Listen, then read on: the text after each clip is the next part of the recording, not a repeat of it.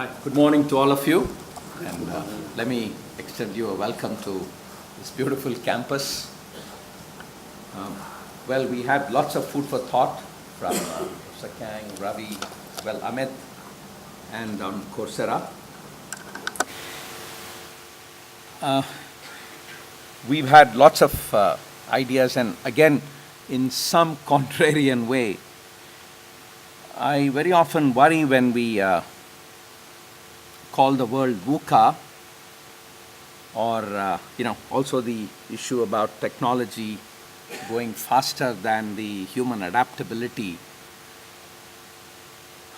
If I think of the world at any point of time, let's just take the, say, Second World War, where people very often didn't even know, at least in Europe, to which country they belonged, or what, political ideology, or, which army.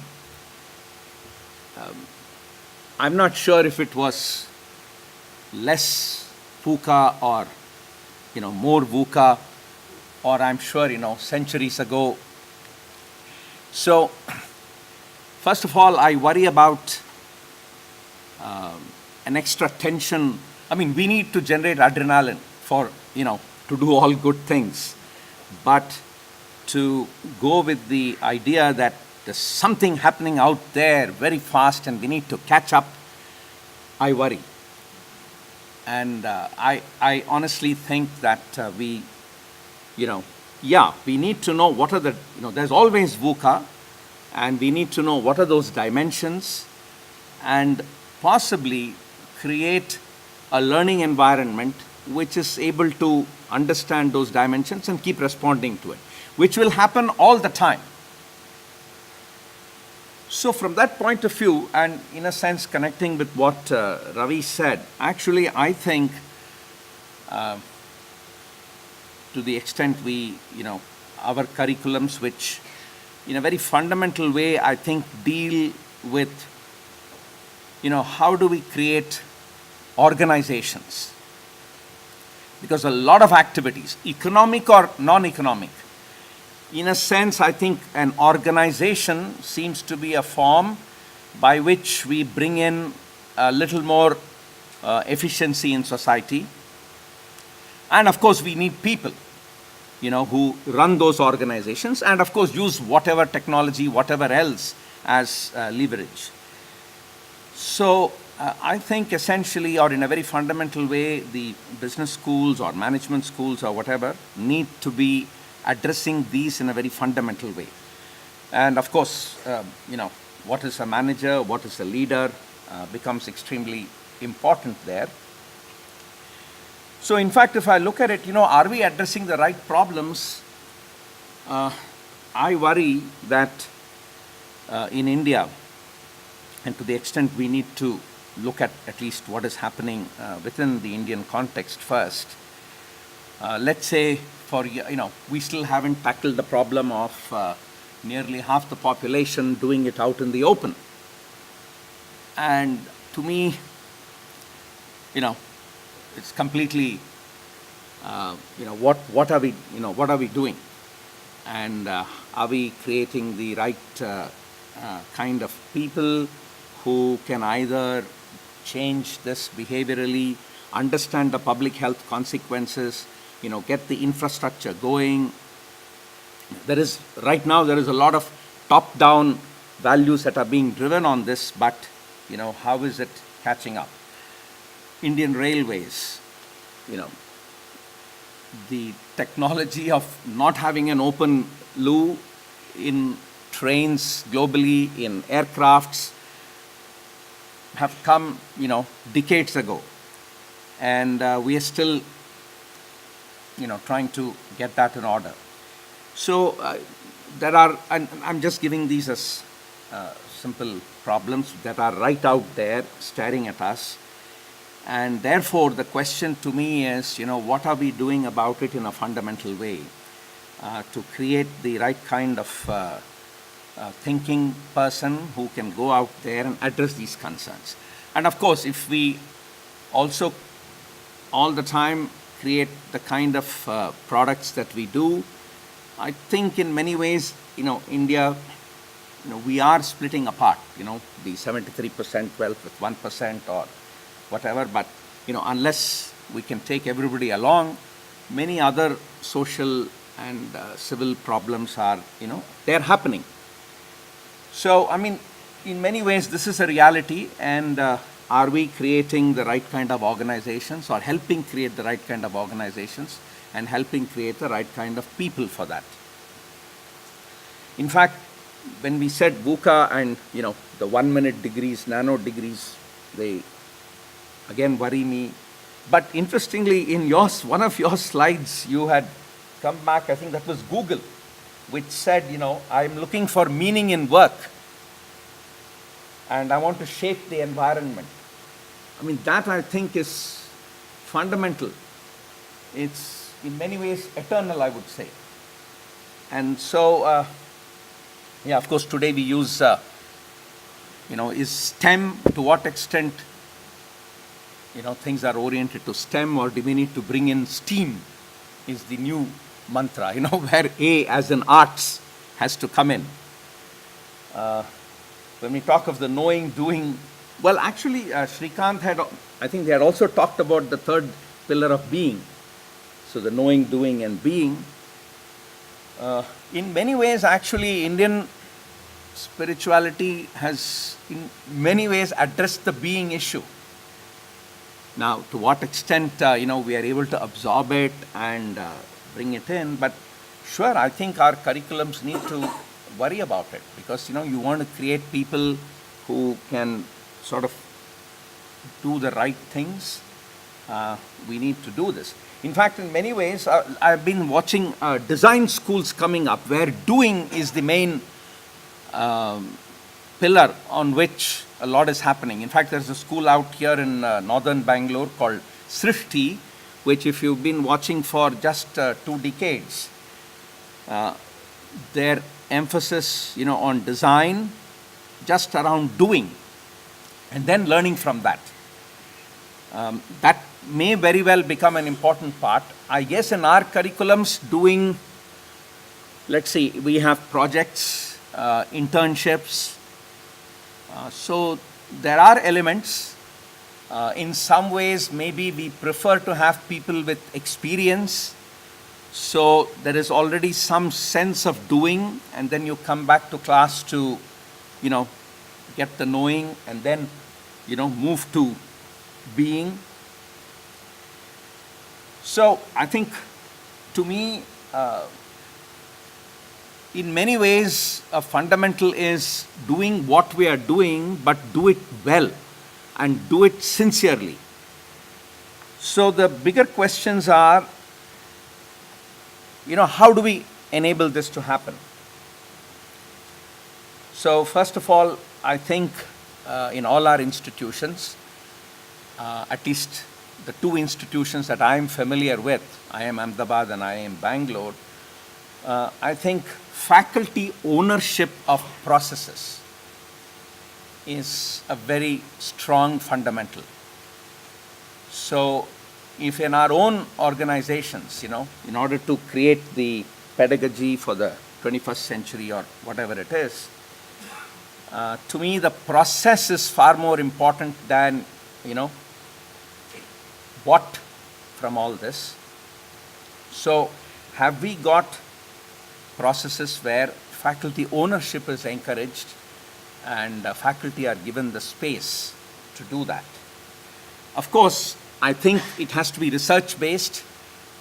Again, when I say research, again, a worrisome thing is whether it is research to fit into a publication mode of how certain journals try to develop, or build on their ideas, versus something where you genuinely want to know, you research, want to know, and then bring it into the classroom to shape minds, or to have impact in any other way, with organizations, through consulting, through executive education.